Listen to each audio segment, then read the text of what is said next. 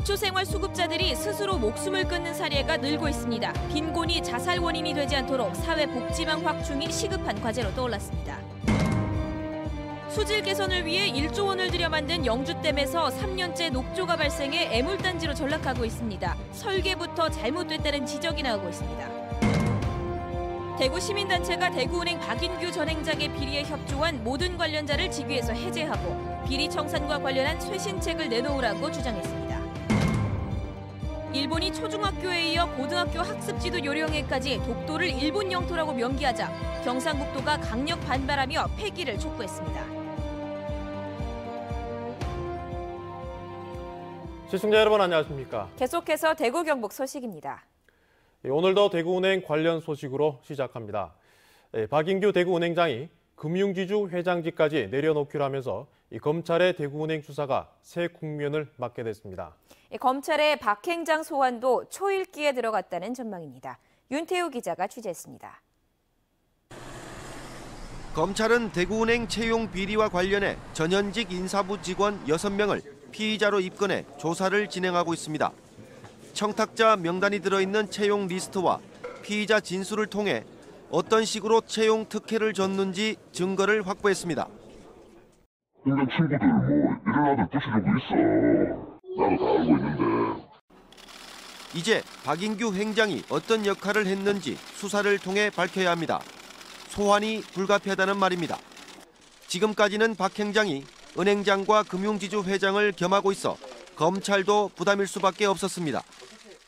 박 행장이 모든 직함을 내려놓기로 한 것은 검찰 조사를 받겠다는 뜻으로 풀이됩니다. 이 때문에 검찰이 빠르면 다음 주 중에 박 행장을 소환할 것이라는 관측이 나오고 있습니다. 대구은행도 지금까지는 박 행장 눈치를 보며 지시를 받을 수밖에 없었지만 이제는 검찰 수사에 전과 다르게 대응할 수 있습니다. 비자금 수사도 마찬가지입니다. 어떤 방식으로 비자금을 마련했는지, 비자금은 어디에 쓰였는지 은행 측 자료가 검찰에 전달될 수 있는 여지가 생겼습니다. 박 행장이 대구은행과 관계를 끊으면서 대구은행 수사는 급물살을 타게 됐습니다. MBC 뉴스 윤태호입니다. 검찰의 수사와 별도로 대구은행의 앞날은 어떻게 될지도 큰 관심입니다. 박 행장의 퇴진이 대구은행의 쇄신의 종착점이 아니라 출발점이 되어야 한다는 점은 분명해 보입니다. 양관희 기자가 보도합니다. DGB 금융지주 회장과 대구은행 행장을 어떤 방식으로 또 어떤 사람을 뽑느냐가 핵심입니다. 임시이사회는 다음 달 2일 월요일 열려 후계 승계 절차를 논의합니다. 임원 후보 추천위원회가 내부 규정에 따라 40일 안에 후보군을 압축하고 검증한 뒤 후보자를 선임합니다.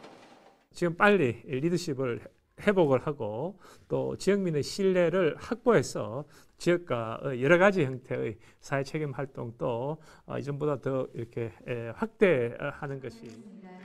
후보를 내부에서 찾을지 외부 공모를 할지는 정해지지 않았습니다. 언급되는 내부 인사 대부분이 박 행장 측근입니다. 비자금 조성과 채용 비리 같은 일련의 사태에 전혀 책임이 없다고 보기 힘듭니다. 노조는 낙하산 인사는 안 된다는 생각입니다. 이번에 지주 회장과 은행장직이 분리될지도 관심사입니다. DGB금융은 국내 금융지주사 가운데 유일하게 회장과 은행장 겸직 체제입니다. 이번 비자금과 채용 비리가 제왕적 겸직 체제에서 비롯됐다는 지적이 있습니다. DGB금융지주 한 사회이사는 MBC와 통화해서 지금까지 한 사람이 겸임하고 있는데 회장과 행장직 분리도 염두에 두고 논의한다고 밝혔습니다. DGB금융 새 수장을 뽑는 후계 선임 절차를 보면 대구은행이 지역 경제의 걱정거리가 아니라 튼튼한 버팀목으로 다시 태어날 수 있을지 가늠해 볼 수 있을 것으로 보입니다. MBC 뉴스 양관입니다. 대구 참여연대 등 시민단체로 구성된 대구은행 박인규 행장 구속 및 부패청산 시민대책위원회는 박인규 회장을 도와 비자금 조성과 채용 비리를 저지른 임직원도 당장 직위 해제하라고 DGB금융에 요구했습니다. 또 비리 청산과 쇄신 조치를 어떻게 할지 구체적인 계획을 내놓으라고 했습니다. 시민대책위는 이와 함께 대구은행 채용 비리와 비자금 의혹을 수사하고 있는 검찰이 박 회장의 공범자들을 엄중히 수사해야 한다고 촉구했습니다.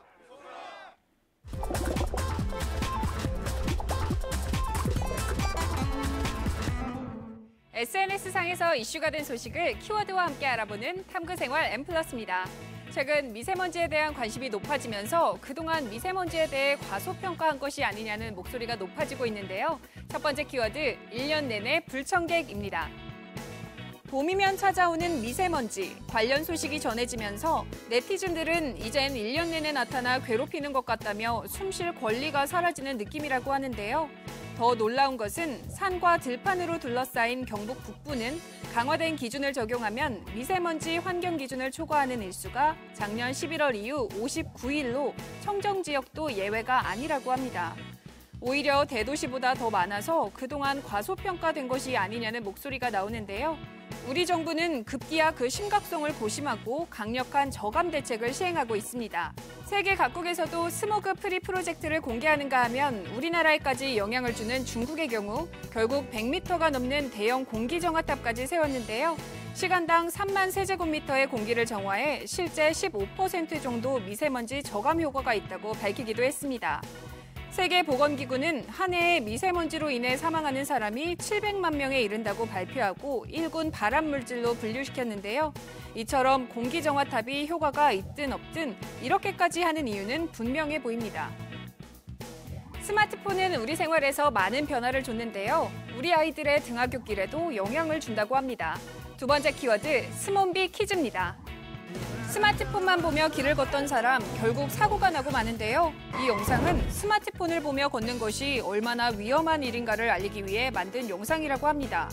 스몬비, 스마트폰을 보며 걷는 행태를 꼬집어 말한 신조어인데요. 최근에는 어른들뿐만 아니라 어린이들까지 심각한 문제가 되고 있다고 합니다.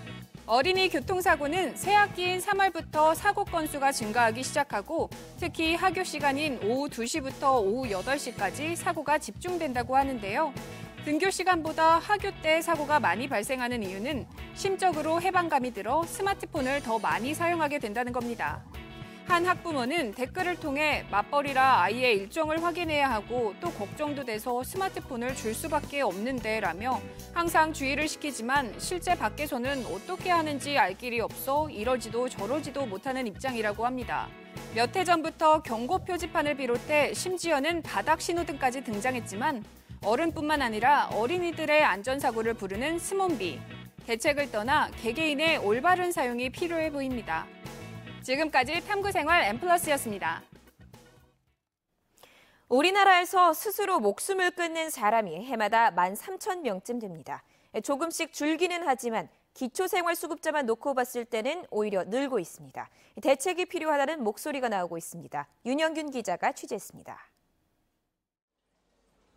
지난해 말 직업도 없이 혼자 살고 있던 40대 기초생활수급자 남성이 숨진 채 발견됐습니다. 알코올 중독에 우울증을 앓다가 극단적 선택을 했다고 복지 공무원은 보고 있습니다. 제가 알기로는 그렇게 기자가 뚜렷한 직업을 가져가지고 오랫동안 한 적은 없는 걸 알고 있어요.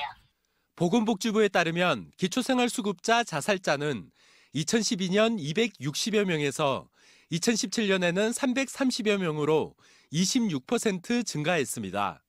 6년 동안 기초생활수급자 1,700여 명이 스스로 세상을 등진 겁니다.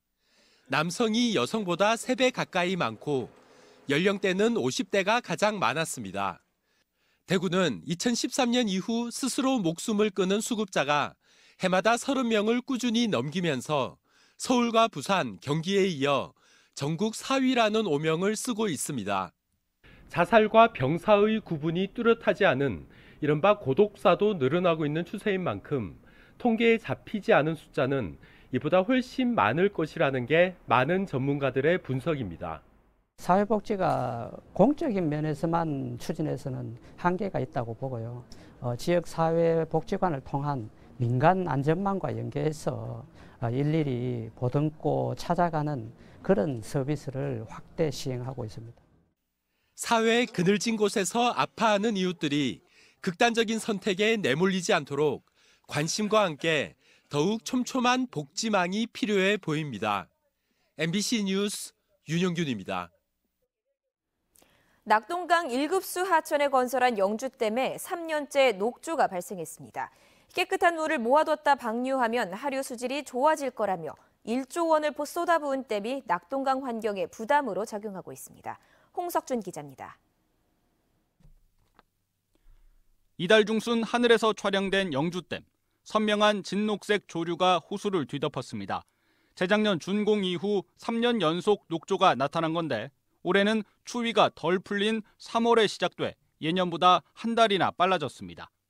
공사비 1조 원이 들어간 영주댐의 건설 목적은 낙동강 수질 개선. 1급수인 내성천 물을 가둔 뒤 갈수기 때 낙동강으로 흘려보내면 수질이 좋아질 거란 예측이었지만 지난해 여름 영주댐의 방류수 수질은 공업용수 기준에도 못 미칠 만큼 악화됐습니다. 해마다 거듭되는 녹조에 환경부 장관이 처음 영주댐을 찾았습니다. 저게 오염된 물을 이 깨끗한 물로 좀 희석하자 이렇게 해서 한 거는 이론적으로 보면 여기는 굉장히 맑아야 되는데 왜 여기다가 수질 개선 장치를 이렇게 달아야 될 정도냐는 거죠. 영주댐 녹조의 원인은 크게 두 가지로 모아집니다. 수몰된 논밭에서 용출되는 화학 비료 등 잔류 유기물질과 댐 상류의 축사들입니다. 수자원공사는 댐 건설 전보다 축사가 30% 이상 늘었다며 오염원 관리에 나서겠다고 해명했습니다. 그러나 전문가들은 농경지가 몰린 오염 부화량 밀집 지역에 댐을 건설한 것 자체가 문제라고 지적합니다. 환경영향평가도 이런 위험성을 제대로 짚지 못하면서 졸속이란 비판이 제기됐습니다. 논밭이 있으면 당연히 이제 영양 염류가 흘러들어오는 게 당연하기 때문에 부영양화가 일어날 거라고 예측했었어야 되는데 그 부분이 환경영향평가나 사후 관리에서 댐 관리권이 국토부에 있다며 영주댐 수질 관리에 소극적이던 환경부가 뒤늦게 제 역할을 하겠다고 나섰지만 뾰족한 대책이 나올 수 있을지는 미지수입니다. MBC 뉴스 홍석준입니다. 경상북도는 오늘 성명을 내고 일본이 고등학교 학습 지도 요령에 독도를 일본 영토로 명기해 또다시 침략 야욕을 드러냈다면서 터무니없는 영토 침탈 망동을 중단하고 학습 지도 요령을 즉각 폐기하라고 요구했습니다. 일본은 지난해 3월 초중학교 학습 지도 요령을 고시한 데 이어 오늘 고교 학습 지도 요령을 고시함으로써 2022년부터 일본의 모든 학생이 독도 왜곡 교육을 받도록 하는 토대를 마련했습니다. 자유한국당 이진훈 대구시장 예비후보가 대구공항 통합이전 추진은 여론을 무시한 권영진 대구시장의 직무유기라면서 권 예비후보를 검찰에 고발했습니다.